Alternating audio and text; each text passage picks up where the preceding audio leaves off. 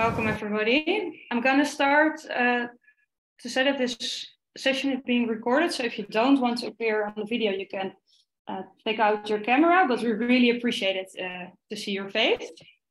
And we're going to start with a song that Max sent to us. So yeah, if you still want to have a glass of water, make yourself comfortable, and then we'll put on the song. And after that, we will start.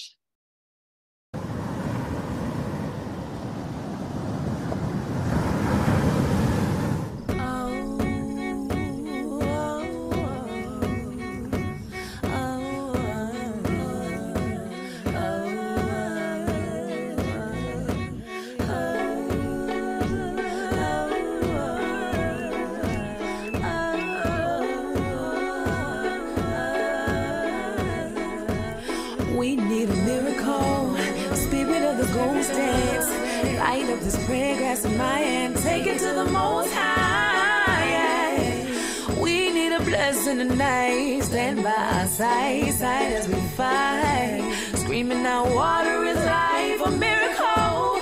Spirit of the Ghost dance, light up this prayer grass in my hand, take it to the Most High. Yeah. We need a blessing tonight, stand by our side as we fight. All around the world, my sisters and my brothers hurt. So I spoke this word for the heartbeat of the earth. I say a prayer and put it down for what it's worth. For those who oppose and only see color first. For my two sons, my daughter and wife, and the father of lights, I started the fight, slaughtering mics, ready to die like a martyr tonight. With my fist in the sky, saying the water is life. And yo, it takes a nation of millions to hold us back. This is treaty land, we see these scams, they only know the facts. Evil collapses and cowers in fear. The hour is near, let the world unite with the power of prayer. Yeah, my family rise, defy gravity. We gon' keep on rhyming and climbing and shine happily. A masterpiece with my whole body glistening. Hey yo, we still here, is there anybody listening? From Flint, Michigan to my Egyptian friends, Minnesota, all around the world, are you listening? We need a miracle, spirit of the ghost saints. Light up this prayer that's in my hand, take it to the Most High.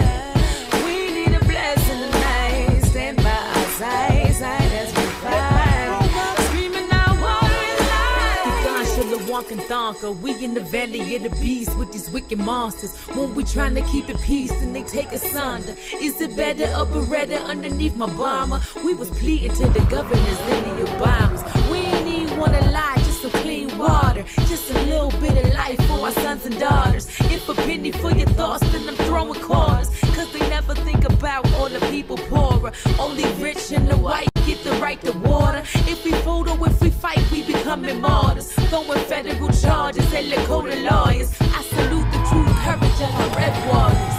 Against our laws, my people pushing forward. Wish we had them at the pilgrims at the border. With a travel ban, pushed them back into the water. Put a sign up on the rock saying don't lauder.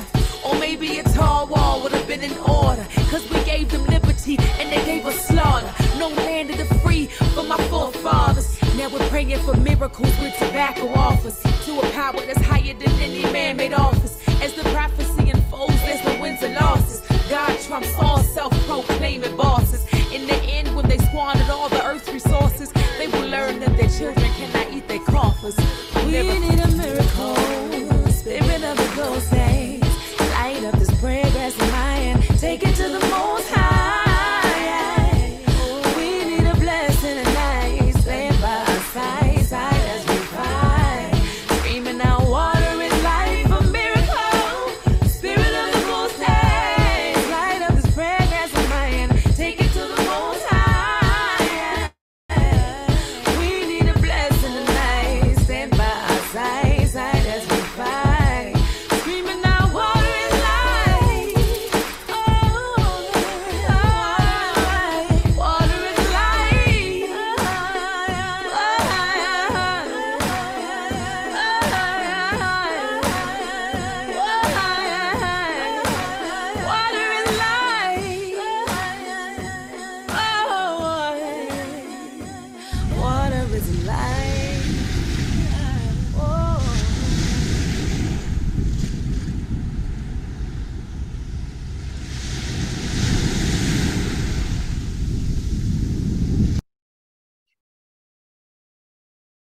Yeah, thank you, Max, for sharing this impressive song with us.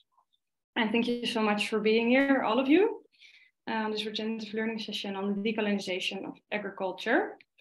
And yeah, really happy to have you here, Max. We have already worked together various times now, but yeah, for such an important subject, the decolonisation of agriculture, because with regeneration, we talk a lot about regenerative agriculture, and then we talk about no tilling or no digging and cover crops and all this kind of stuff. And I feel like a lot of times we forget about this very important subject, like how did we come here? What is our colonial history? What is colonization still doing? In our system, in our agricultural system, and how can we decolonize? As a whole, but also an agricultural system. So I'm super happy that you're going to talk with us about that today. And yeah, just a little bit about you. You are a community building, grassroots organizer, guest lecturer, and public speaker on the topics of social justice and decolonization. And yeah, I know you from Aralez, the grassroots organization, and also the organizing party around this Indigenous Liberation Day, which is going to be on the 12th of October. And yeah, also a lot of work against racism and also the week around racism. So yeah, you're really deep into this subject. And we're going to talk, today we have around 3/4 of an hour about this subject, and also 3/4 of an hour where we really have the space to have a discussion and have an open conversation about this subject together. So I think that's also really valuable. And you can ask your questions in between the lecture as well. So I want to invite you, if you have a question, you can just put it in the chat, and then I will invite you to ask the question yourself. So we don't have to wait until the end to ask your questions. And yeah, Max, then I really would like to invite you to share your presentation with us and take this virtual space. Yes, thank you. Can everyone hear me? Yeah. Thank you. It's great. And thank you also for the organization for organizing this on an important subject. And I'm really happy to connect this subject also to the work that I do, because I've actually studied sustainability, and my description was on agriculture and the Green Revolution and the damage of that. So it's a nice way to connect everything that I'm doing now to also what I've been learning then. And I think, Lara, what you said is a really important point, like we're talking about digging or sustainable techniques, but not the history underlying it or the systemic way how we got here. So this is exactly where my lecture presentation will focus on. And please do in between ask questions so we can make the presentation also a form of a conversation in between, because I can also imagine that it sparks thoughts or that you need clarifying questions. Because there's quite a lot of ground to cover. One sort of disclaimer, I will not be able to explain everything because it's a very big subject, but I think it will be, I hope it will give a good introduction to the subject.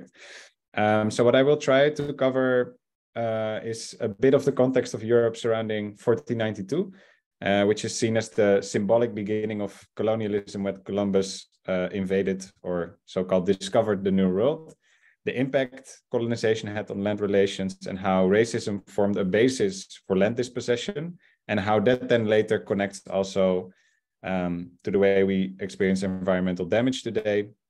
And I will also share some light on some alternative perspectives and cosmologies to land relations, agriculture, and if we have time and if time allows, some notions on holistic reparations.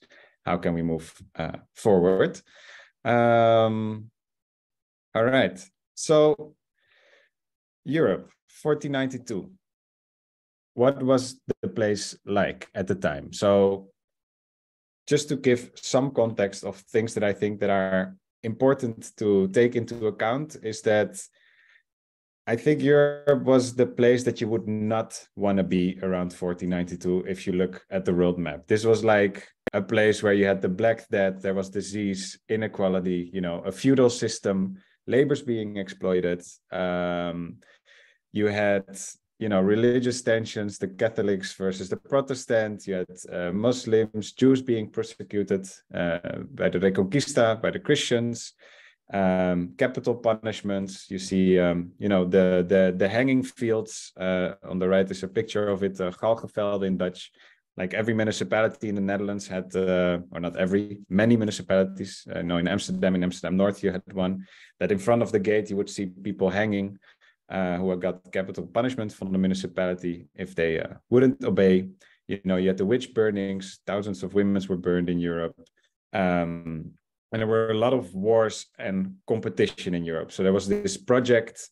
It's called, it was a Dutch project that actually was Noodcode.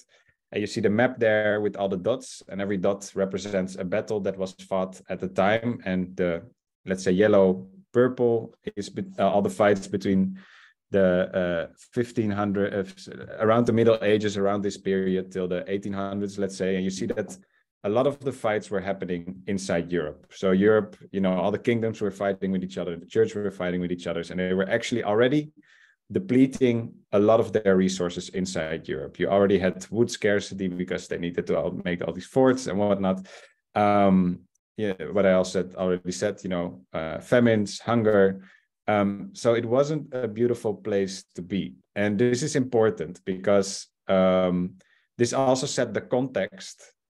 You know, it was not that Columbus went into another country and saw black and brown people and then committed savage crime. There was already quite a violent institutional culture of robbery, possession, conquest, and brutal forms of persecution inside of Europe.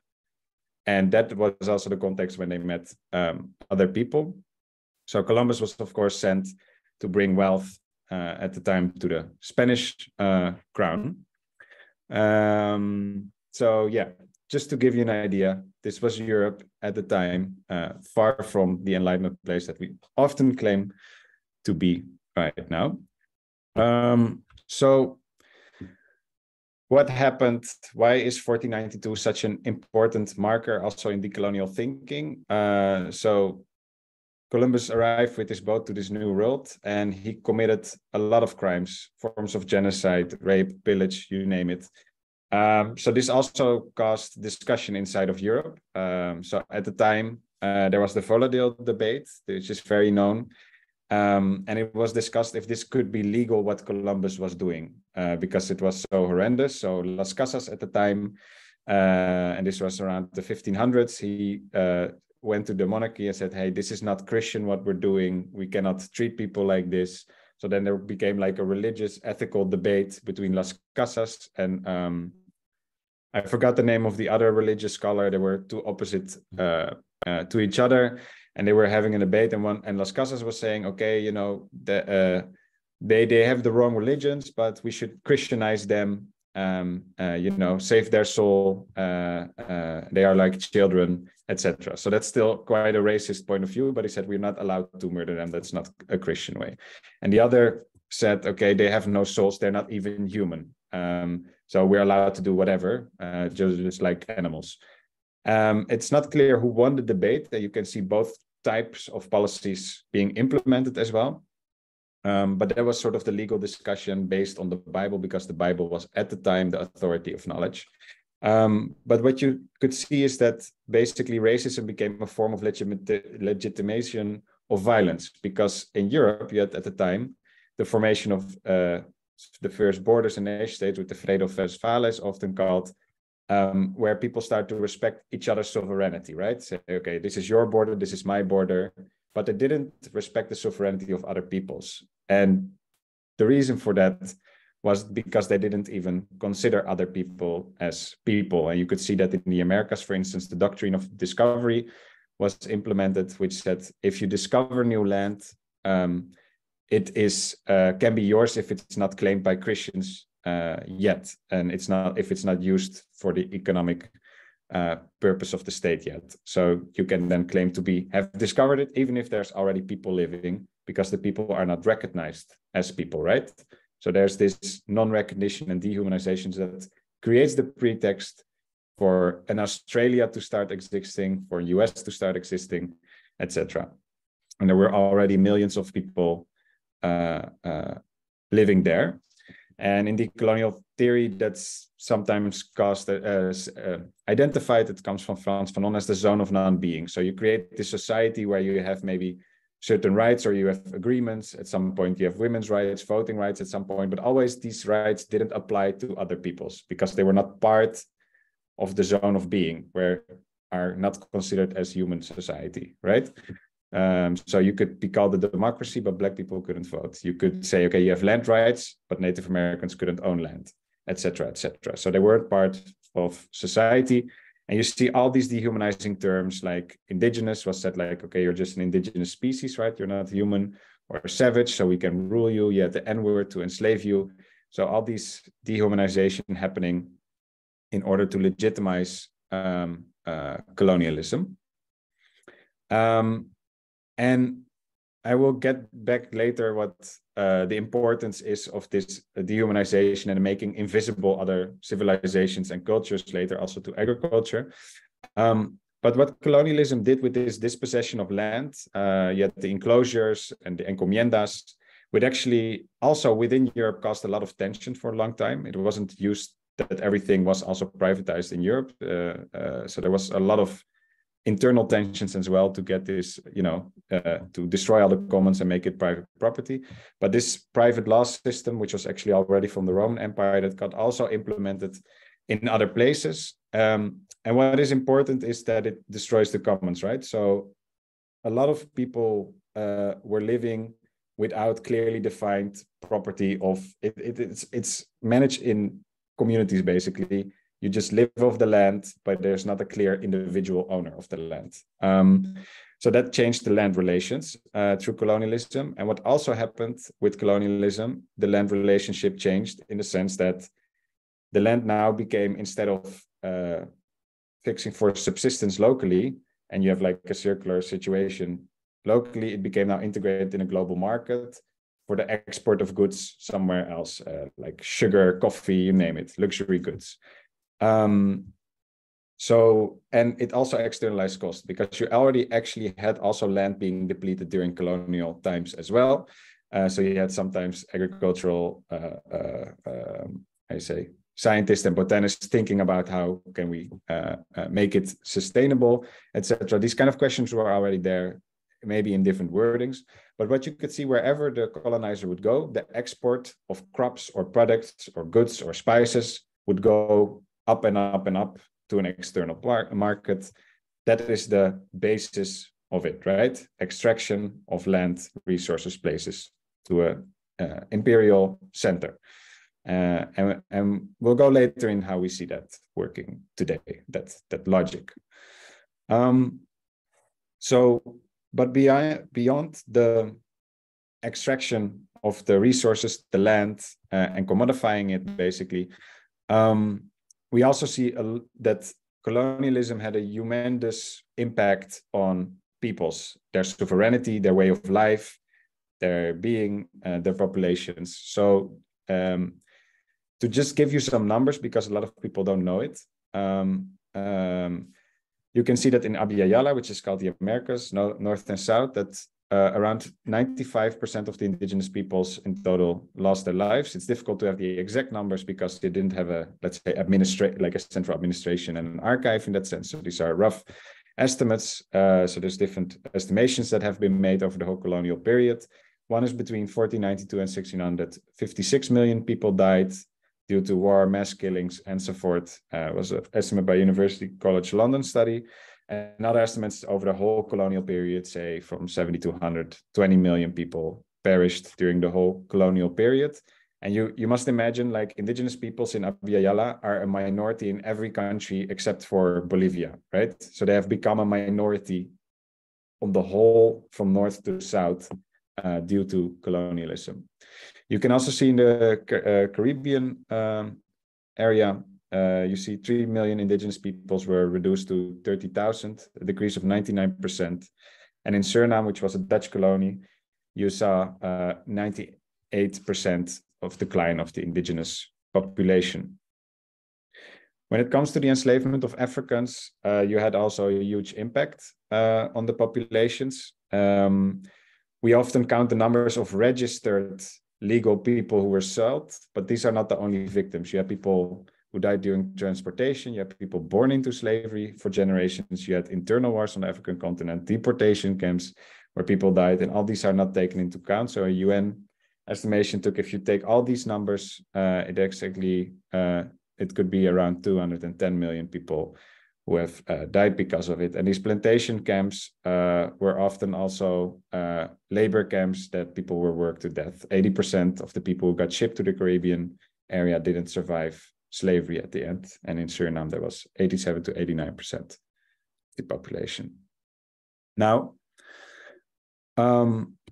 what colonialism does, and I think this is really important to understand, is besides extermination policies and having this disregard for human life and the subjects that are being colonized and that are not recognized as humans, put out of invisibility, is that the colonizer brings with it, so they don't come with a sword and just loot, right?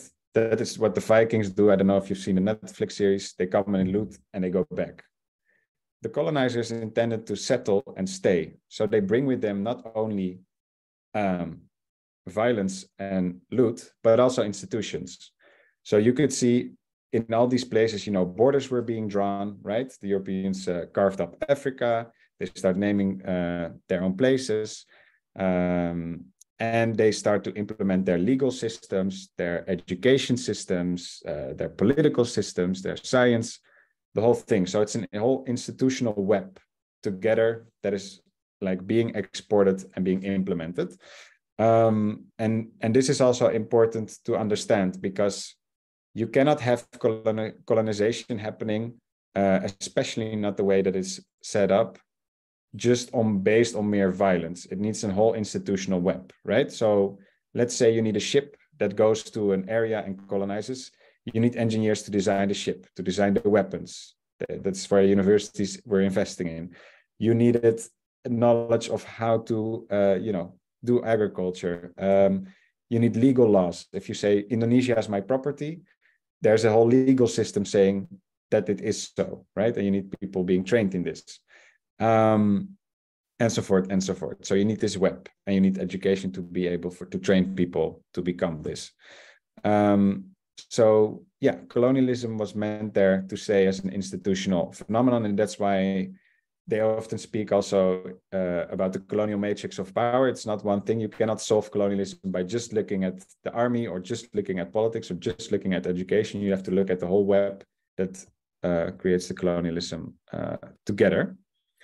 And what you could see is during this process of colonization, those who survived colonialism, especially the indigenous peoples in Abya Yala, were then forced to assimilate into this system. So they had to cut their hair, they were taken from their families, and thousands of children were forced to have to become Europeans, speak the language, and so forth.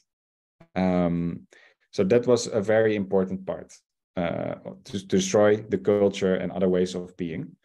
And there's this very strong clip. I'm not going to show it now because I know via Zoom videos don't work, but it's called Schooling the World. Like, I really recommend the documentary also that goes into this. And what you can see with this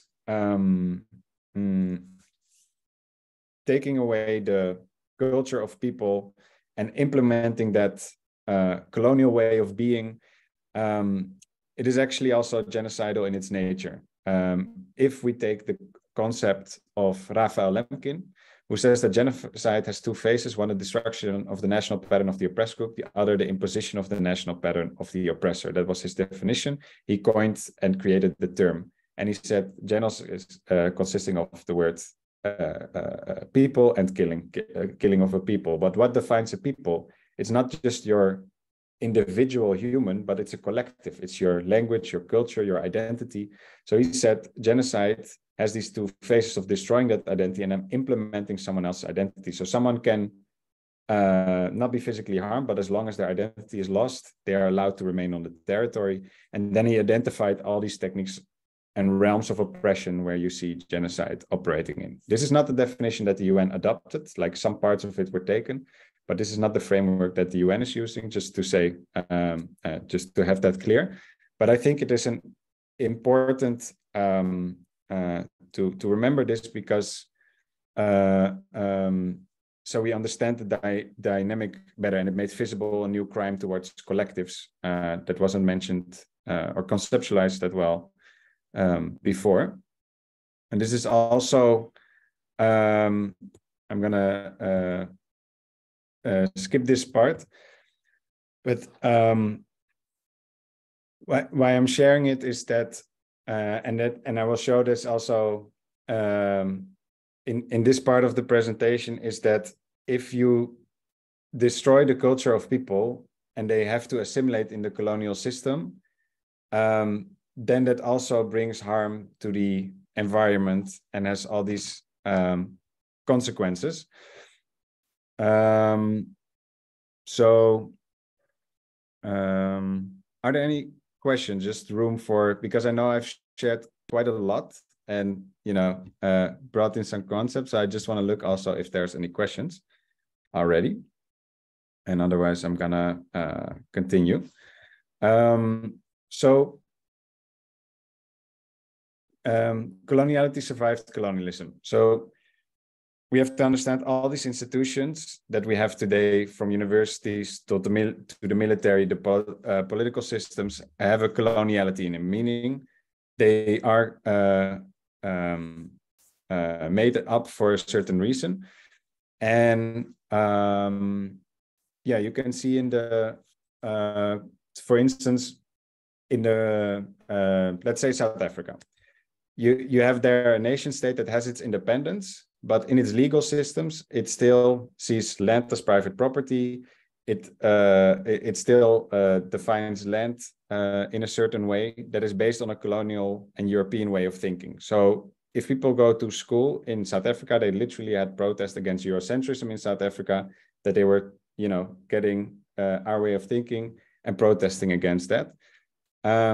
So that produces certain outcomes. So if I have a company and I want to invest in South Africa, I can write an email in English. And according to these English laws, I can buy up a land, start a mine, and then that mine will cause maybe certain destruction or, you know, exploit people there. Yeah, and that, so I notice I'm a bit tired today, so apologies for that.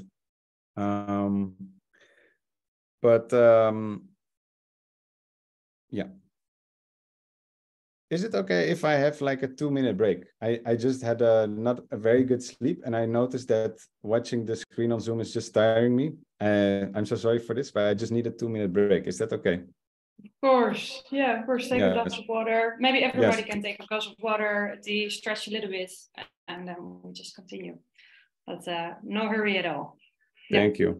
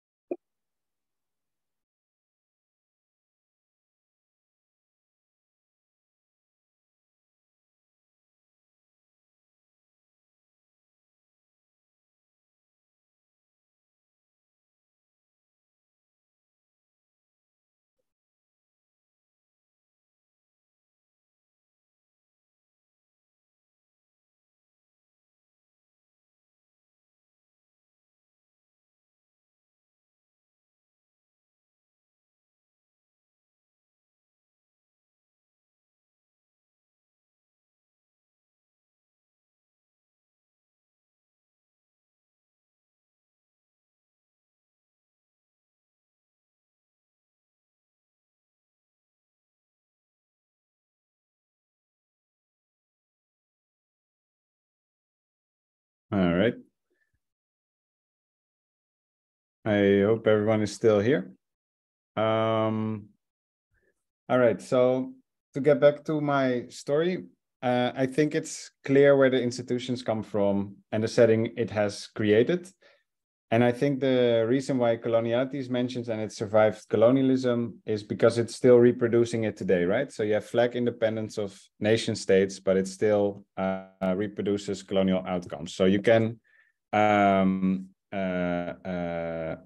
maybe there's not explicit racism in the way that there was during colonization or dehumanization, but still other people are not recognized or the inequality is reproduced. So for example, in South Africa, you had the example that I mentioned before. You see that 70% of the land is still owned by former settlers. So the minority of white people that have settled in South Africa. And yeah, if you don't restore or repair or give back that land that has been stolen basically by the settlers, and you respect that private property, you are going to still produce an unequal and racist outcome basically.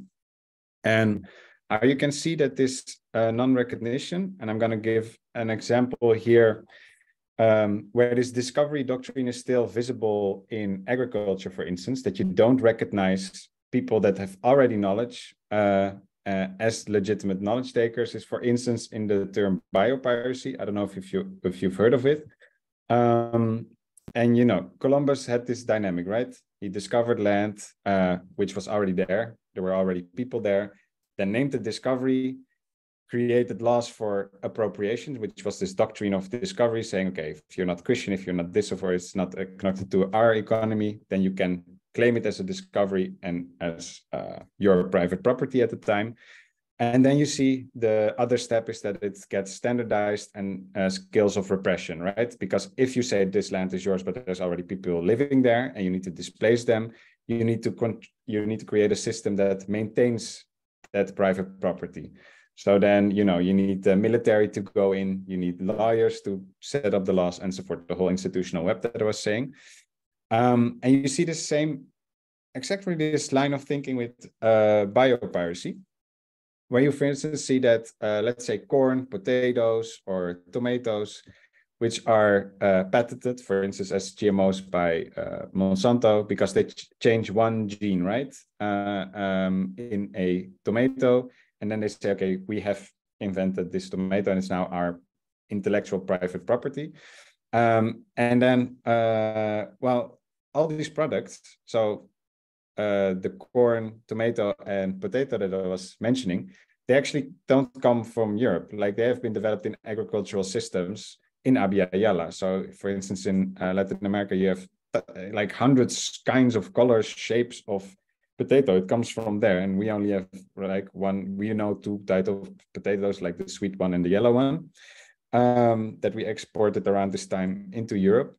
And to think of them as private intellectual property to be profited of is really not like it wasn't the traditional way. Like, it wasn't, people would share these, like you had markets where people would just share these varieties with each other. Oh, this one goes well in winter and this one goes well there and survives that climate. People would share and exchange it freely amongst farmers. You had these all over the region, different exchange moments. So the Mapuche had Trafquinto, for instance, and they would just exchange it without a monetary fix in between or as private property, but just an exchange of knowledge and sharing for the common good, let's say.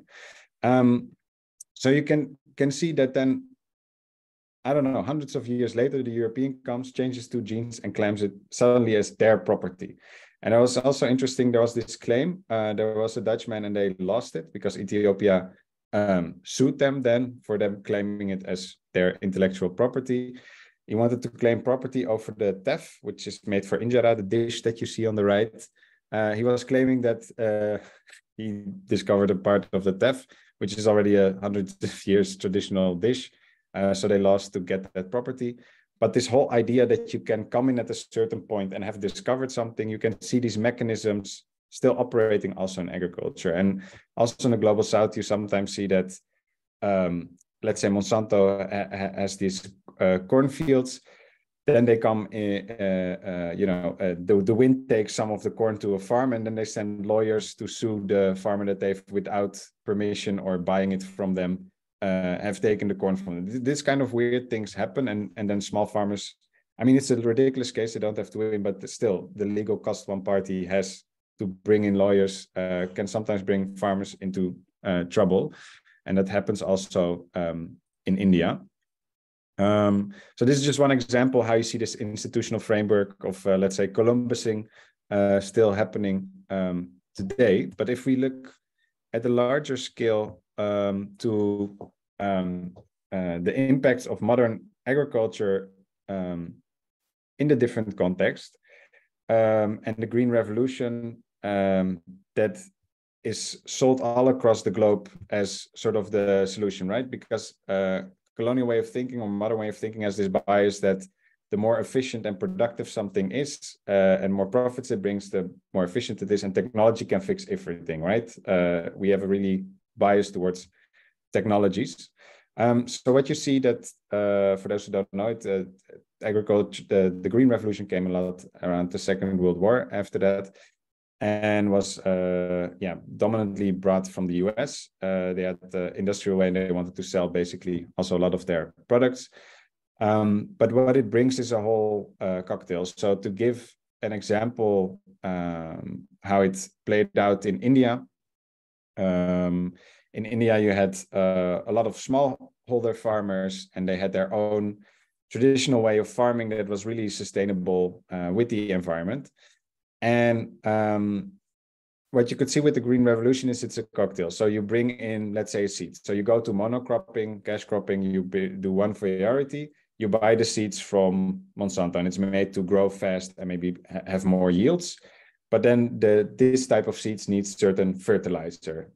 So you buy the fertilizer of the same company. But then because you're monocropping, you also need pesticides for pests to protect the crops against things. So you buy that from the same company. It needs more water, and so forth, and so forth. And then you get into a debt and loans. And at some point, your ground starts to be eroding.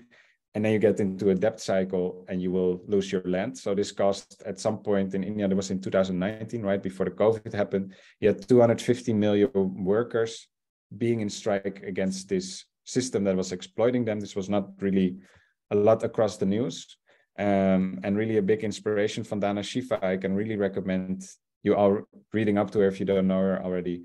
When it comes to decolonizing agriculture, is writing a lot about this process.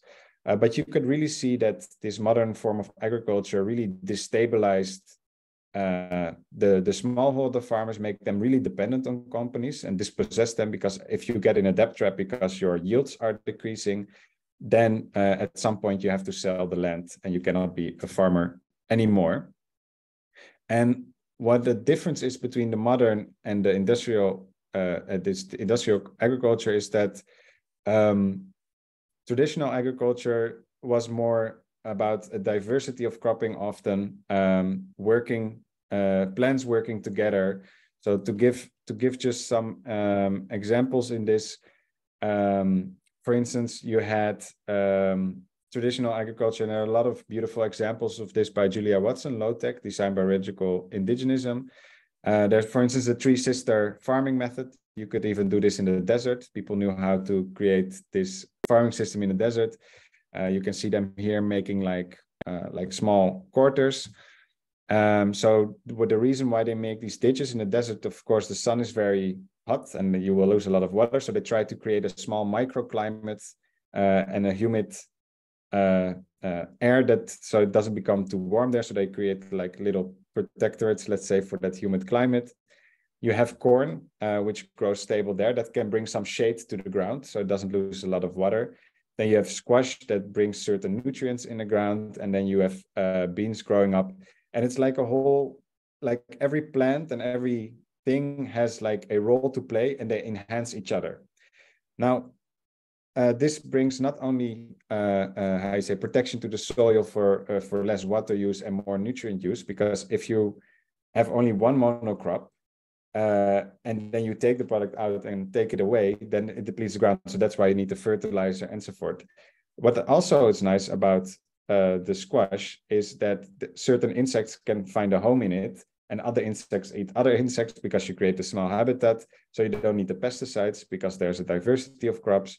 You have shade, all these things. So you can see there's more a working together of different plants, but it takes more effort as well. You cannot like, big tractor and then every 5 meters it, puts like so this atomized machinery that you have to use. So it takes more effort, and it's done in a community setting, and your life is going to be surrounding farming because it takes more labor in that sense. But it doesn't deplete the way and make you dependent of external factors. It can be with what you have there, you will be able to do this for generations upon generations upon generations. And this is also the difference that has been identified. I forgot the name of the lecturer, so I can share it afterwards. Was also comparing indigenous agriculture and let's say the modern or colonial agriculture, is that it's 4-dimensional in that sense. You can see in this example, one dimension is the air. It takes up, what kind of climate are we creating with our agriculture for it to, create conditions for good growth or less water use. But also, how's the soil in the ground? It goes deep underground. Are we not depleting the nutrients? What kind of combinations do we have to keep the nutrients there? So we have up, down. On the ground, the products growing on the ground. And then the 4th dimension is the cultural dimension. What value, how do we see, and what's our relationship to the land? And do we have a culture that cherishes that relationship to the plants? And Western agriculture is really 1-dimensional. I want the crop and I want to sell it on the market. That's it. You take it out, you extract it, and you leave behind like a completely desolated place. And then if the soil is depleted, you start cutting another chunk of the forest and another chunk. And also, it's not per se for subsistence, as I will go on later. You can see this. If you put it in a graph, and it's not perfect, I try to make it to put the comparisons between the two values. I explained already the one on the 4th or 1-dimensional thinking. One is very short-term thinking. So it's for profit. It doesn't look beyond that and the consequence on the long-term effect. Often traditional settings are intergenerational thinking. The way you treat the land should also not do harm for the future generations. You don't have private land ownership or concentration. You make as efficient as possible big farms for one product making, and so forth. And the other one is more land managed in communities. The one produced often for external markets, for profit elsewhere, the other for local subsistence and needs. So it takes what it needs and it gives back what the ground actually needs. And one is just also dependent on then of a foreign giver. So the seeds, the fertilizer, the oil you need for the tractors, like you become dependent. You're not self-reliant anymore. And local and traditional would often be self-reliant on the local means that they would have. And one is a monocultural cropping system, and the other have a diversity of systems or rotations or animals working with plants, whatever. There's a whole combination. So another one of this example where you can see this different, I also took this from the book, is the system, I forgot the name of it, but it's from Indonesia. Maybe I'll come back to the name if I remember it later. But it's an traditional agricultural system of Indonesia that's close to volcanoes. And there you can see all the elements working together as well. And this was also a stable system for hundreds of years, where you can see that the rice plants, they use the nutrients because if, there's a, let's say, a eruption from the volcano, it actually brings a lot of nutrients as well. And water and rain brings down these nutrients through erosion. The plants can make use of it. And you can see that in the rice fields where there's water, they have also fish in it. So they can fish to get also extra food from it. But the fish also shit. And that shit is then also taken by the rice. And then you have other flies flying there, eating other insects that are not of use, and so forth, like a whole web of life. So that's also why Vandana Shiva says that in nature's economy, the currency is life and not money. You're not there for the taking and the grabbing and the external extraction, but everyone plays like a role of reciprocity and harmony through which it creates more and more life to blossom in a circular way. And of course, you can imagine if you then take modern forms where you have then the external input and you create pesticides and all these things, then you kill off these insects that had their role. The fish cannot live and are becoming poisonous. So you disturb a whole web of ecosystem, but you can get rice for the global northern market. But it doesn't serve the local needs of both nature and the people. And I think this is a really nice testament as well. That was actually by an Englishman who was observing. They have always these ministry who are monitoring their colonies. And he was saying the following, and you have more of these testimonies going earlier back by colonizers who were observing their colonies and making reports. And he said in 1940, the following: in the agriculture of Asia, we find ourselves confronted with a system of peasant farming, which in essential soon became stabilized. What is happening today in the small field of India and China took place many centuries ago. The agricultural practices of the Orient have passed the supreme test. They are almost as permanent as those of the primeval forest, of the prairie and the ocean. So the system was as permanent as the ocean. And I think that's a beautiful description of what one system versus the other brings in. So I think it's also really important in the agriculture movement to think of, hey, are we bringing in something new, or was it already that way of thinking there, right? So is it a new invention? Like, oh yeah, we invented sustainability in Europe. No, this was already there. Like, we are living here already for centuries as humanity, and you had all kinds of civilizations who had a longer lifespan than colonialism itself.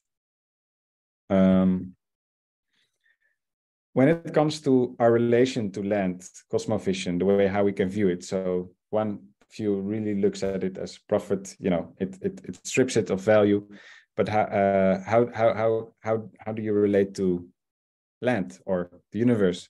I think one really beautiful example is also from Buddhism. This is a Zen monk, Thich Nhat Hanh, who set up a really beautiful monastery. He's not with us anymore in France, but he said, in this food, I see clearly the presence of the entire universe supporting my existence. And what he would explain with it, for instance, if you had drinking a tea, he said, when I'm drinking the tea, I am aware that there was rain, and then the rain fell down and it brought the earth, and farmers were farming it, and you needed the sun to shine, and then you needed something to ship it here. And like this whole web that created his possibility to drink that tea. And he tries to be constantly mindful of that whole intricate web that supported him being able to drink tea. Or you have the Dragara people from Burkina Faso. So, the colonizers, when they see a forest, they see wood, I don't know, maybe a nice fir, whatever they see. What was interesting, so the colonizers views itself as stop, right? Survival of the fittest. If you are able to conquer, you are superior. In their cosmovision, actually, plants are superior to humans. And why? It's according to value. It's not you have value because you can conquer and dominate. No. What has value is what supports life. So they say, okay, plants support the life for the animals, and we feed off the animals. So the plants are the givers of life, so they are superior, and they don't have to take to actually provide. So they are, in that sense, to their values, more valuable and superior to humans. And also, why are they more superior, plants? Because humans are constantly thinking and getting confused and not in touch directly with, let's say, the spiritual world. So they constantly have to remember their, let's say, spiritual being. So plants don't have this confusion. They are in direct connection in their cosmology to the universe. So they are also more intelligent, spiritually speaking. While in the Western way of thinking, it's opposite, right? Emotions are stupid. That's feminine. That's you need to be rational, and so forth and so forth. And that they don't value that but they value something else as first, and that creates a whole different way looking at things. So it's putting the pyramid upside down according to values. Another example. So we see always humans, and we have the Enlightenment thinkers. I think from 5 countries in Europe, we've learned everything from, and we universalized that.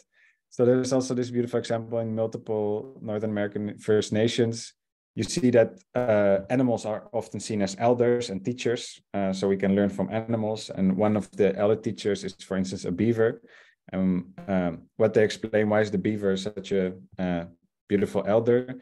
Is the beaver has teeth, and they constantly grow the teeth. So if they don't chop wood with their teeth, the teeth will grow too long for them that they cannot eat anymore, and they will die.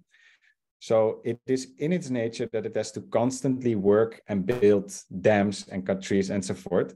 And what are the dams doing? The dams are helping, so water can flow like a straight line, but if you create dams, it creates like, let's say, a barrier, and then the river takes a turn. That turn creates another extra water distribution for another parts of the land. So if you have a river that then becomes like this, you have more water distribution, so more trees can grow, more plants can grow, then birds can come in, fish can lay their eggs because the water is not flowing straight away in these dams. So you get a whole diversity of the ecosystem. So they are actually sort of architects in the ecosystem. They bring their contribution to life in that ecosystem. So they say, why are they the elder teacher? If we are not like a beaver working hard to contribute to life and the harmony of the system, then we are harming ourselves as well, right? So that is the teaching that the beaver gives. It's in your nature to contribute. And they ask themselves as well, what is your role for the future generations and for all the relations in the web of life? That is your role in life, not to conquer, not to profit, not to take, right? So again, another way of relating to your environment, and in terms of, and again, it's not a perfect graph. I have to make something, and it's very rough, and you cannot extrapolate it to the whole world. But if you would, again, like make a graph comparing the 2 value systems, one says that matter is dead, it's not alive, it's for the taking. The other says everything is alive, rivers, stones, wind, they all have a relationship to each other. The environment is controllable. No, everything is relational, and you cannot just take and disturb the balance that is already there. Profit-oriented or balance-oriented. Survival of the fittest, who's on top, instead of gratitude and living in plentitude. Mother Earth provides everything, right? As long as we give back and have a reciprocal relationship. And I think, these 2 systems really are non-compatible, I guess. Are there any questions about this comparison between the 2 value systems and way of producing agriculture and relationships to land? And of course, there's many, it's not to also romanticize other cultures. I don't know other cultures, and they have their own context and problems. And the amount of diversity that we have made invisible is also beyond, it's unbelievable. So one question maybe in the chat to create some interaction. So we have like 220 something nation states. So let's say European working systems. How many languages do you think are spoken worldwide? You can drop in the chat. So many nation states speak English, French, Portuguese, right? We have exported that language and way of thinking. But how many languages are actually people spoken across the globe speaking? You can guess in the chat. You can like say, I think 50, I think 5,000. We have on 3,500. 10,000. 10,000. Higher, lower, final bits. How many languages?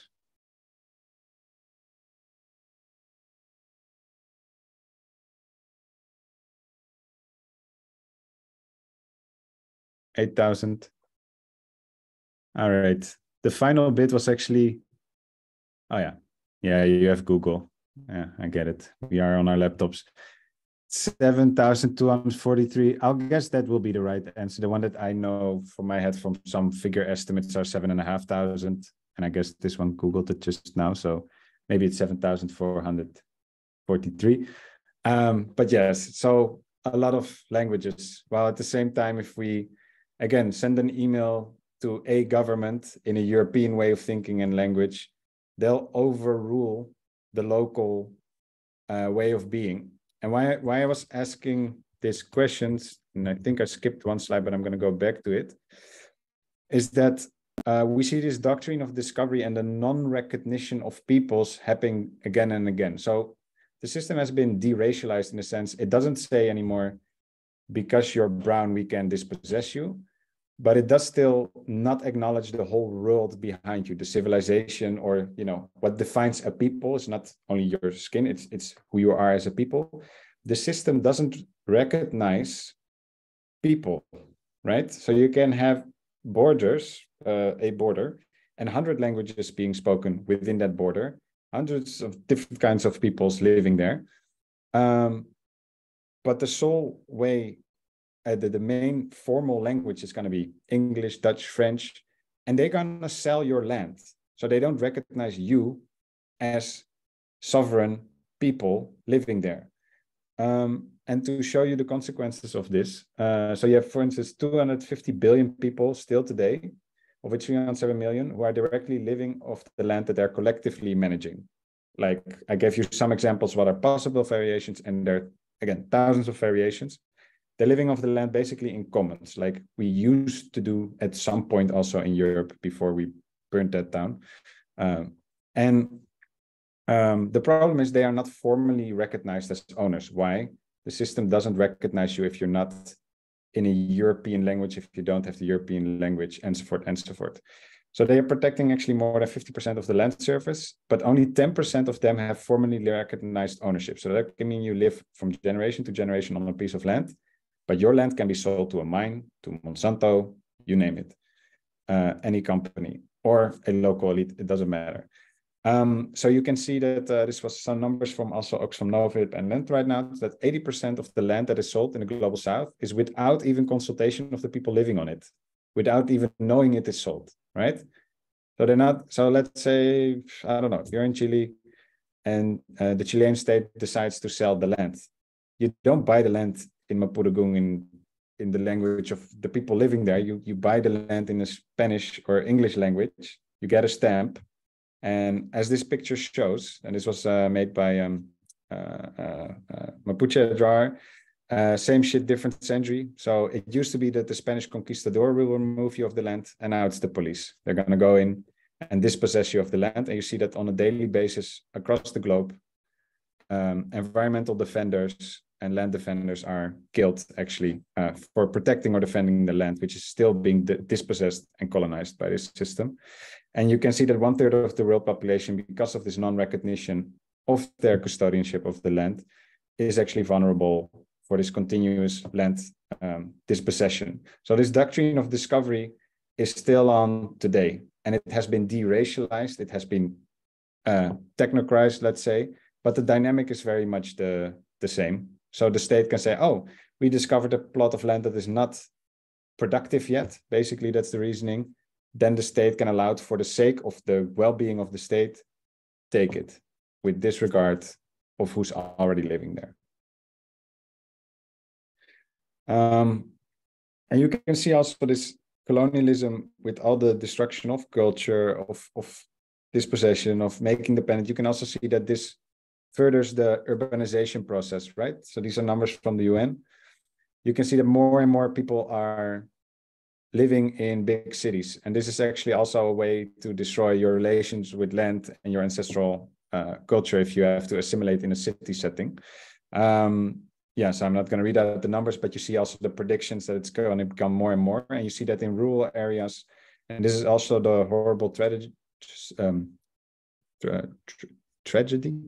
yeah, that 3/4 of the people who are actually hunger and have malnutrition problems are actually living in rural areas. And the problem is, why are food growers often the people hungry? If you are living as a smallholder farmer and you work land for, what you produce is not even yours, right? You're not even, so you have to, and you don't make enough earnings to have a diverse diet, or the ecosystem is being turned up, whatever. The reasons are it's a combination and every setting is different, but you can see that in the end, in the rural areas, there's the most poverty and hunger problems today. And that's why we also see this draw to the urbanization processes. And you can see there the disconnection and assimilation process happening. Yeah, so let me see where I'm doing. If there are any questions in between, let me know. And otherwise, I'm just gonna continue babbling on, also on the environmental damage of this extractivist agriculture. Gonna skip these. I think Max. Oh, yeah. Sorry. Yeah. No, because it's we have half an hour left, so I think it's nice to open the Q&A. Last bit and then open it. Yeah, just open up the whole conversation. Maybe don't do questions in between. Let's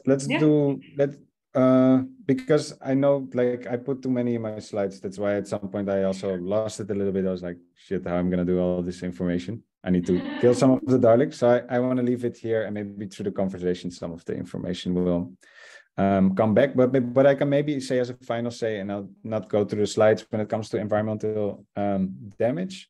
Maybe I'll just show one graph that's maybe important, is that we see, and it's this extraction relationship that we have with agriculture, is that we see now, so you have global land use statistics. So of the habitable land now, 50% of the land's earth surface is used for agriculture. And you see that most of the surface is used for livestock, meat, and luxury products that are not directly for food consumption.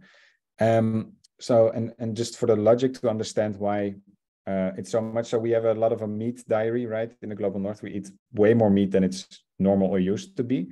And that's because meat, for 1 kilo of meat, you need, let's say, 100 kilos of food for the meat to grow. First, you know, a cow needs to eat, let's say, 100 kilo of grass to become the cow, let's say, that you then eat. So it's not the most efficient way to get nutrients when you talk about use of land. To feed this, but also like things like biofuels, or maybe for shampoo, you use palm oil, whatnot. For toilet paper, I mean, only 30% of people across the globe make use of toilet paper, but it still needs land to produce toilet paper. So there's a lot of luxury products we use land and agriculture for that is not really necessary to feed people. So we have already way more than capacity to feed everyone, but it's a choice to make sure that we have a consumption way of life, and we occupy space and take land every time to feed this dire to your needs, this luxury life. And you see that also after the Second World War, this cash crops that are not per se for food is growing and growing. And this is also why more and more, forests are being cut. So it's also, agriculture is really an important front to tackle in terms of the environment, because it takes up so much space. So most of the biodiversity loss today as well is due to agriculture, because it takes and occupies so much space and so much forest. So most of the diversity loss is also due to agriculture. So to decolonize agriculture actually goes at the heart also of the climate problems that we face today. And legally formalizing, I showed you all the numbers of how many people are not recognized as landowners. If you would recognize them, and they can live in their way, it would also solve a lot of the further damage that can happen if we start dispossessing again for this, export-oriented system. So I would just want to, then close with these final notes, the importance also for global agriculture in relation to the climate.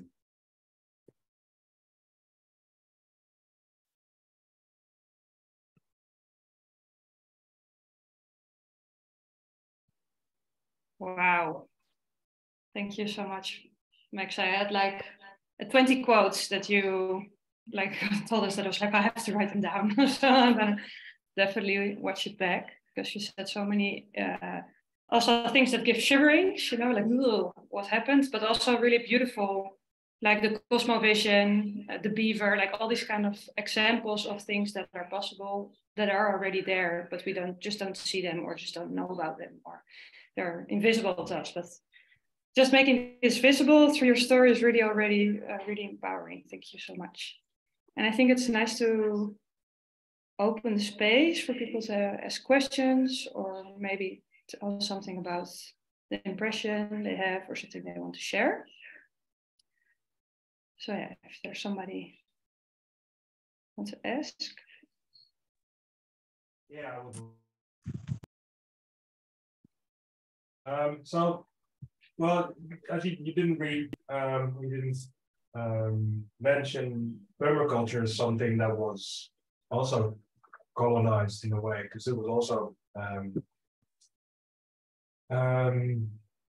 reinvented in Australia in the 70s as a bunch of, well, techniques that were already there for probably thousands of years. And then there's also, I think, quite a big movement on that point. What are your thoughts on that, Max? Do you have any? Yeah, your sound wasn't clear. So just to check if I heard correctly, your question, it's about, I'll call it for now maybe appropriation, but the idea that we've become, and then you named the word colonization, that is in, we pretend we are inventing something here that is already there, right? That was the question. Maybe you can hear me better now. Yeah, I can hear you better now, actually. Was it correct? Yeah. It was about permaculture being invented by some guys in the 70s, also being indeed appropriated from things that were already there for thousands of years. And I was wondering what your thoughts were on that, like, because it's doing a lot of good, and I think it's also a movement that's being set as they're trying to decolonize permaculture in a sense as well. So what are your thoughts on that? Yeah, so I think in general, let's say sharing and exchanging techniques to not deplete and destroy land, perfect, right? We got to do that, otherwise we're not getting anywhere. I think to not mention or refer where you get the knowledge from and what caused the situation that we are in, you're not going to go to the fundamental solution, because maybe you as a maybe you start a small farm, or you fix an autonomous somewhere, you bought a farm in Spain because, I don't know, villages are emptying, and then you close off and you do your permaculture thing. You're not going to challenge the mass dispossession of land, the systemic dispossession, and that's the colonial system that's causing the systemic dispossession. So it by not going at the root, you're also making invisible the root of the problem. So then you're not going to find systemic solutions as well. And next to that, I think where appropriation can become, let's say, a real problem is when people start patenting and saying now it's their invention, and then dispossessing others of their traditional way of doing. And I gave you the example of biopiracy. So, and I don't know that deep if that is also happening in the sustainable field, but if that's happening, then I would say that's actual colonization in the sense of taking space and taking away something that's else and then making it your property as a discovery. On the other hand, you know, has always been a form of exchange. So culture is not static. So exchanging knowledge, there's not the problem. But the problem is when you become the property owner. And yeah, I would suggest give back and respect to where you learn it from, because you'll get more fundamental system changes, and you'll probably have a lot to learn from these cultures in terms of values, because I think that is the fourth dimension that a lot of the maybe agriculture then doesn't have. Okay, yeah, sustainable techniques, but you saw this urbanization process, right? Everyone gets, let's say, tempted, or it's because of poverty, especially in the global south, but you get tempted to migrate into urban settings and in all this luxury life. What keeps you on the land? It's going to be culture. It's going to be a certain way of being, seeing. And if you don't take that and you make it the technical thing, you're not going to make the few, let's say, new age vibe mainstream or across the board carried, because it's going to be like a small subculture. You need to change the values of it. And the other agricultures brings also all these values and cultural systems with it. So I think there's just so much more to learn than just to take a technique, right? That there's more dimensions to it than the technique. So yeah, also for learning matter, go to the source, you know? Thanks. Thanks, Jim. I see a raised hand from Deborah. Deborah, are you there? Is it maybe? Yeah. Yes, I'm here. I was wondering, I found the presentation was super interesting, and I was wondering how do you imagine the pathway to decolonize our current agricultural system? It's a very big question, so I understand if you explain it fully, but yeah, just to get an idea. Yeah, that was a part of the presentation was about reparations. I think reparations are an important part of it, and to give something. You cannot start repairing if you don't repair if you don't recognize the harm done. So that's why I gave this whole concept of genocide and dispossessing and the roots of it. And if you don't recognize it, let's say you have a Monopoly board game and these are the rules, you say, okay, I have these houses, and then people can play in that board according to these rules. You will always lose if someone already has the monopoly over the game, right? And reparations is giving and returning back what is actually rightfully people's right to have. So if we don't do that, if we don't give back land to people who have been dispossessed, if we don't repair the ecosystem damage done, then we cannot move forward. And I also think that a lot of the solutions don't lie in our world, or I think we cannot imagine, also because we also think, okay, there's only one solution, right? And then we try to export it everywhere. Development, everyone needs at some point to be able to have a Tesla car, I don't know what we're thinking. But every local context will have a different local implementation of what the situation needs. And to have this world where many worlds fit is often also said, it's also a Zapatista slogan, that's where you need to go, so that there's this diversity of relations. So this three sister method maybe works in some particular desert. In the other place, you're going to do something else. You have one cultural practice that is related to seasons, but in some places you're around the equator, you don't have seasons. So every place is going to be different, but you need to create the conditions for it to allow to be there. And sometimes I take it's a bit like agriculture as well. Like you have monocultures, you need pesticide, you need toxic, right? You need a whole destructive way of doing. And then you create a monoculture. Also, to have a global monoculture of only Western systems, you need toxic pesticides, which is racism and all these things for that diversity to become a monoculture, right? So yeah, how to go about reparations? Look at it holistically. So it's not going to be, we give you one part. It's going to be about land back. It's going to be about culture. It's going to be about health. It's going to be about political system law. So you need to look at it in a holistic way, because colonialism was this whole web, right? It was this whole institutional web. So we cannot repair in one place. So I don't have a simple answer. If you're a legal person, if you're a teacher in education, if you're in agriculture, you're going to look how you decolonize your part of it, but you don't see it as the fix all end all. It's one puzzle piece in this whole thing. And I think this holistic approach, like Thich Nhat Hanh said, this cup of tea, colonialism is also a whole web. So you're just going to say, okay, I'm going to do this humble little part of repair that I can repair with my talents. And yeah. So there's 1,000 ways to repair. And maybe you know a better one than I know, because you know something that I don't know. Thank you. So what I was thinking when you said about having so many different people and so many different aspects and domains when it comes to institutions, like law, education, everything. What we actually need, is to have people or platforms that can like the Regeneration Corporation actually that can connect all these different people, so that you really can work on institutional change, and not everyone is working on it only in their field and not making the systemic connections.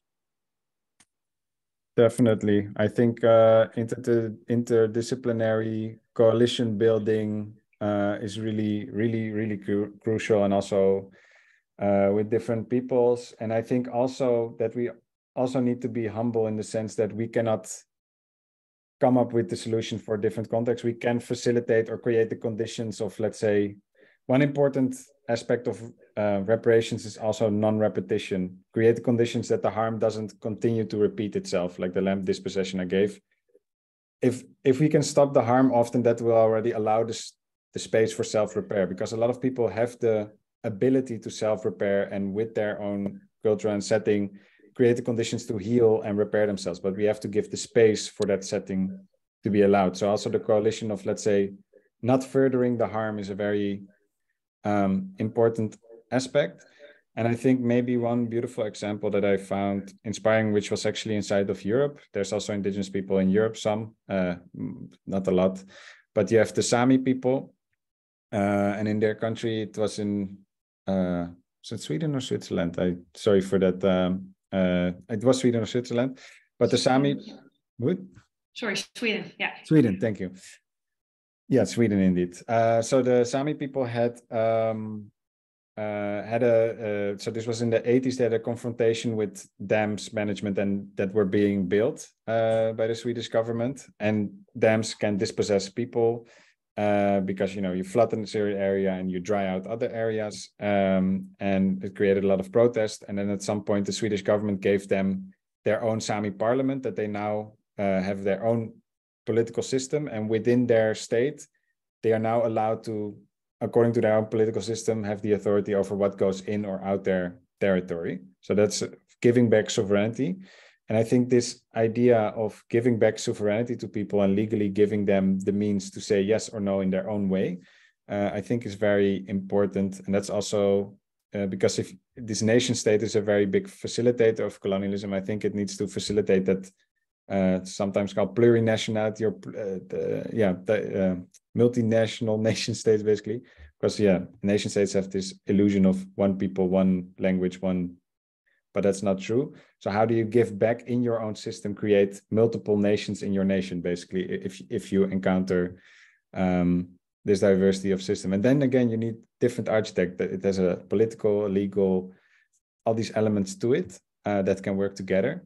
But how do you give back that it can have its own dynamic instead of bringing this like a fixed package, right? Oh yeah, we have a interdisciplinary package. Now you can copy us. No. How do you create that autonomy? Because the fundamental thing that colonialism did, it took away the autonomy and it forced you into assimilation and to that extent destroy the culture.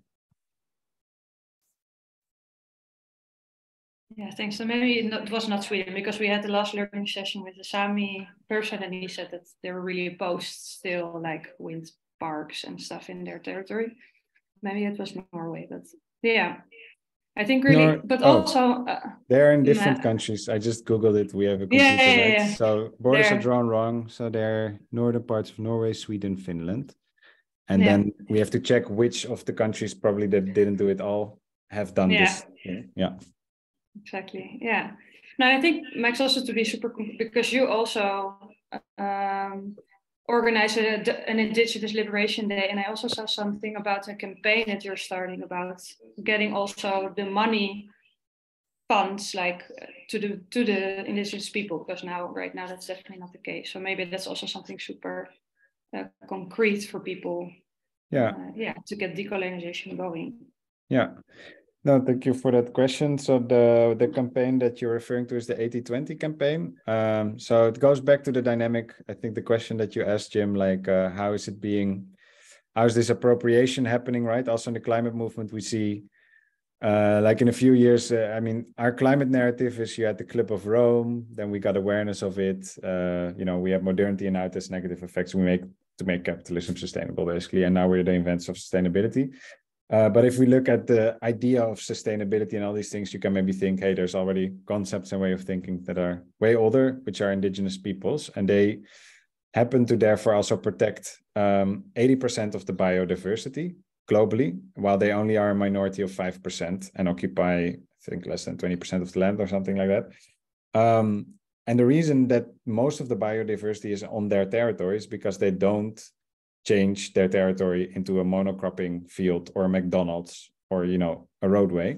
So they are living in the beaver way, let's say, setting. So that's why most of the biodiversity is there. But yet in climate talks and everything, you see that most of the funds and the means and the narratives are dominated by Western white NGOs. So if you look at the climate climate fundings, less than 1% of the fundings surrounding these subjects goes to indigenous frontline organizations. So we said 80-20 campaign, like 80%. If you're protecting 80% of the biodiversity, then when it comes to this topic, 80% of your funds should go to these protectors of the biodiversity. So it's and with the crowdfund, what we do is 80% will go to a frontline community that every year we are gonna gonna make contact with a different community and bring them here to tell their story, and then we're gonna do a fundraise for them, and 80% of the fundraise goes to that community and 20% to cover costs and expenses to the campaign actually. But with it, we wanna, so the campaign is both just a solidarity campaign, but within it, its narrative is the critique of how things are organized and this Eurocentrism, this unequal distribution and the whole thing. So it's both a critique and a solidarity campaign at once in that way. Cool. So I think we can find that also on Aralez, no? I will. Yeah, you can find our yes. If you share our website, and there's a donate tab, and then you can see instructions to donate. There's different projects that you can donate to. If you donate to Indigenous Liberation, you'll be supporting it, or you can mention 80-20 in the donation. We don't have we're very grassroots still. We don't have a whole fancy website for the campaign yet. It's gonna become at some point probably. So forgive us for then manually having to transfer the money. We don't have ideal or whatever. It's good. People have to put effort in it. So that's good, I think. Okay, I see a question here from Lucia. What she's asking is like the part of the alternative cosmovision. If you have interesting books, articles to read about alternative cosmovisions. Yes. Yeah, I would say the Patrice Maladoma Somme that I mentioned with the book Healing Wisdom of Africa, for me, that's the most beautiful book I've written so far with someone who has a foot in both worlds, let's say. He was, so I told everyone about these assimilation boarding schools that you were taken from your families. He's a survivor of such a boarding school. So he was from Burkina Faso, and he ran away from his, so he got taken away from his family to the boarding schools. And then he was learning the Christian and the Western ways of thinking. So, but he was really maltreated as well in these boarding schools. There's often a lot of physical abuse, and you learn to hate your own background, basically. So he ran away from that school when he was 16, and he got back to his village. And then at his village, he noticed that he first found his own village very primitive. Where's the shower? Where's the pavement? He had this Western gaze of looking at it. He didn't see the material wealth, but he didn't want to go back to his school. So they reintegrated him finally, and he had to do an initiation at some point, because if you don't manage to do this initiation, you're not allowed to stay in the village as well, because you're going to harm the balance. So that's a very important part, to be able to stay in that setting. And then he managed to get the initiation, and at the initiation you get your name as well. And his name became Patrice Maladoma Somme, which means the one who makes the bridge with the enemy or stranger, which is then called the Western world.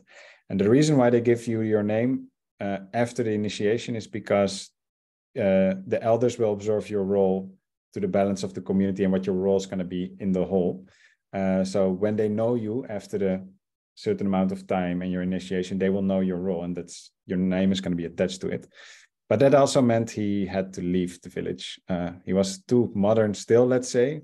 Wow. He had learned the ways, and they said, your name means you need to tell our cosmovision to the Western world, because they don't believe in good or evil. So they didn't speak about the evil West, but the one who is not in balance in terms of cosmovision and is eating everything up. So with this mission, he is now writing a book. He had several PhDs and very clear also political analysis, but also sharing really the cosmovision and what from there, let's say, village setting, how they look on the world. And I've never seen, there's also other beautiful books, but for me, it spoke to me most was that book, such a clear description to translate to a Western, let's say, setting, what it can mean or does mean, how they think, believe, feel, are. Just such a beautiful book and translation. And hopefully it can think of what we can implement of it. So put it in the chat. Yeah, that would be really nice.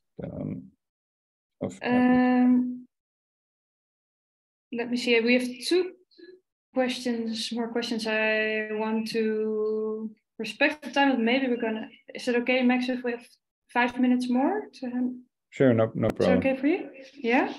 Then we can still touch upon them.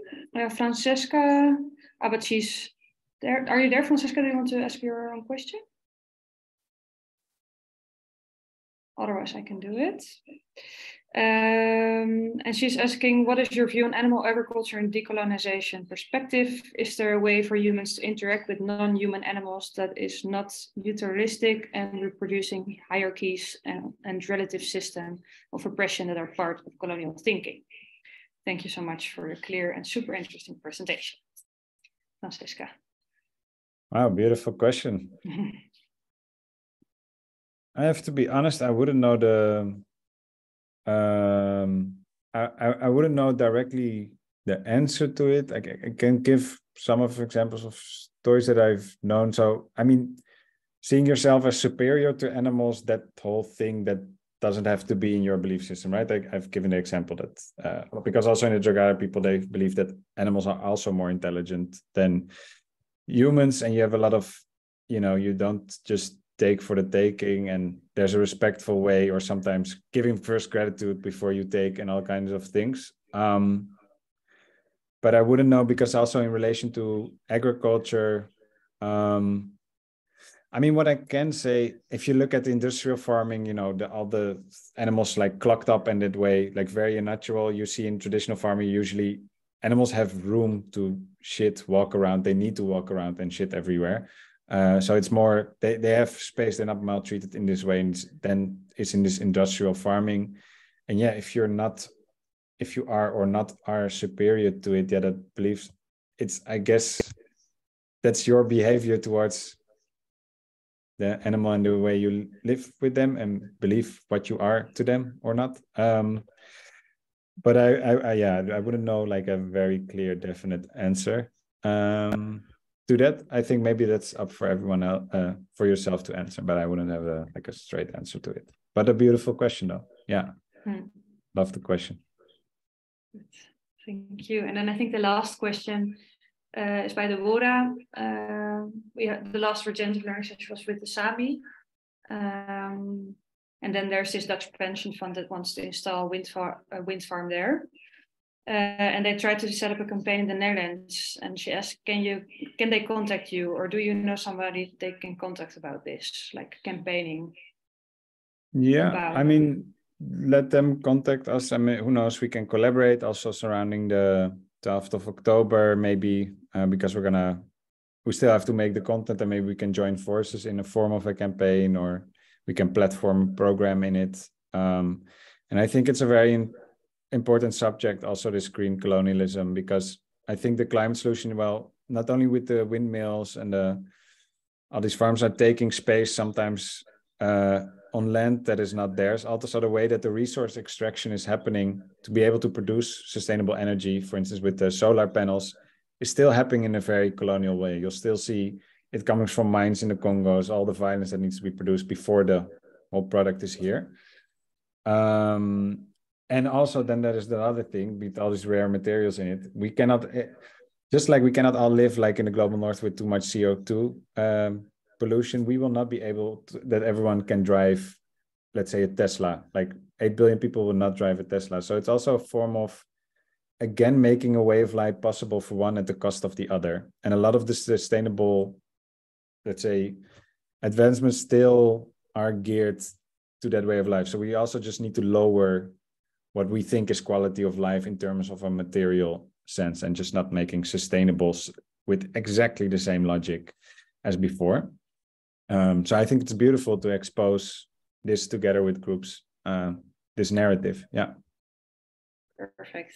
And then, okay, Sophie, it's the last question because we're going over time. Well, it's not a question. It's just a comment on the question of Deborah, because we've been looking into ways to actually help Hendrik with his campaign against the pension funds, APG. And we're also now in contact with Reclame Fossielvrij and Fossielvrij in the Netherlands, two activist groups that just made a campaign against like the fossil industry. And because they are out of the fossil industry, they're doing this right now. So we're trying to set up a campaign with them as well to tackle or at least address this subject. So know that we're working on that. Amazing. Super nice. Kijk, Dora. Perfect. And then I think we're going to wrap up because, yeah, it's time.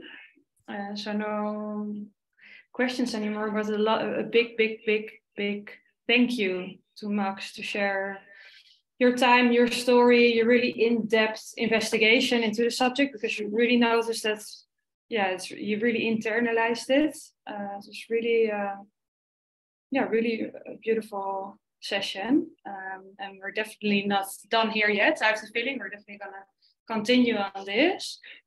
The next regenerative learning session is gonna be with Edo. He also worked together with him. And he also works on the subject of decolonisation, but also on the subject of bioregions. That's what the next session is going to be on. So also, okay, what is our ecosystem that we are part of, and how can we take this into account when we are farming? Like, how can we install a bioregion in the Netherlands? And he's specifically going to talk about Wageningen and also about the history, the ancestral history of Wageningen, and how you can take that into account when you are restoring the landscapes, and yeah, a new way or an alternative way of farming. So we also have an action day for if people want to, yeah, make their hands dirty and be active on the 6th of May. And yeah, if you want to see the former sessions, also, for instance, the one of the Sami, you can see that on our YouTube channel, and I also will put this session on the YouTube channel, so you can, if you see, okay, I want to see this quote or whatever, or yeah, want to hear something back, you can see it there, listen to it there. You can subscribe to our newsletter, so for the next activities that we're part of, and if you want to make a small donation to make it possible for us to organize these sessions, then it's also possible. And yeah, Max, thank you so much again. We're definitely gonna keep on organizing things together and spread your story, and also in the upfront of the Indigenous Liberation Day, see how we can work together on that. And for now, I wish you a super beautiful afternoon all, and maybe you can open up your microphone, say something, and then we will see each other next time. So yeah. Thank you. Thank you, Max. Thank you. Thanks. Thank you. Bye, everybody. Bye bye. Farewell. Good weekend. Bye bye.